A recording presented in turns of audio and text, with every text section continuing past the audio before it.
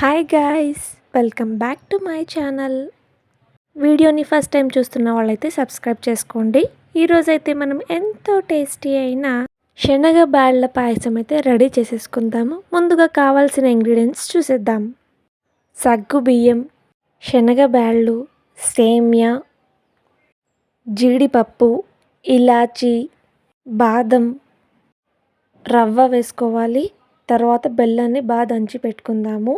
కొబ్బరిని సన్నగా కట్ చేసుకొని పెట్టుకోవాలి. తర్వాత మనకి టేస్టీ అయిన ఘీ అండి.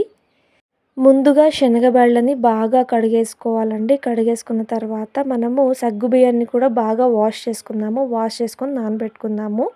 శనగబళ్ళని అయితే మనము కుక్కర్లో వేసేసి వాటర్ వేసుకొని విజిల్స్ అయితే తీసుకుందాము. ఒక 2-3 విజిల్స్ తర్వాత అయితే మనము కుక్కర్ విజిల్ అయిపోయిన తర్వాత మనం తీసి చూసి దాంట్లోకి మనం సగ్గుబియ్యంని అయితే కొంచెం కొంచెంగా ఈ మిశ్రమంలోకి యాడ్ చేసుకుందాము. తర్వాత మనము దీంట్లోకి సేమియా యాడ్ చేసుకుందాము. సేమియా రోస్టెడ్ అయినా పర్వాలేదు, నార్మల్ అయినా వేసుకోవచ్చు. తర్వాత దీంట్లో మన కన్సిస్టెన్సీకి బట్టి మనం వాటర్ వేసుకుందాము. వాటర్ వేసుకొని ఉడికించుకున్న తర్వాత మనము ఇది ఒక పక్క ఉడుకుతుంటుంది. మనం ఇంకో పక్క డ్రై ఫ్రూట్స్ని అయితే వేయించుకుందాము. జీడిపప్పు, కొబ్బరి బాగా వేయించుకోవాలండి.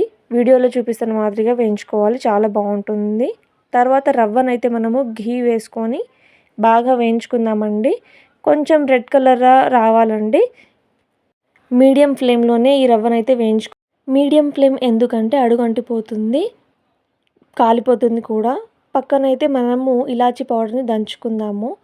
తర్వాత ఒక్కొక్క మిశ్రమాన్ని అయితే యాడ్ చేసుకుందాము.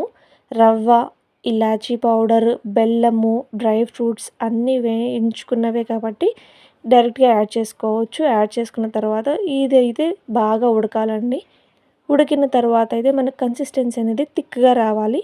థిక్గా వస్తే మన పాయసం అయితే రెడీ అయిపోయినట్లే. దీన్ని మనమైతే సర్వింగ్ బౌల్లో తీసుకొని పైనుంచి బాదంతో గార్నిష్ చేసుకుంటే మన ఈ మిశ్రమం అనేది రెడీ అయిపోతుంది.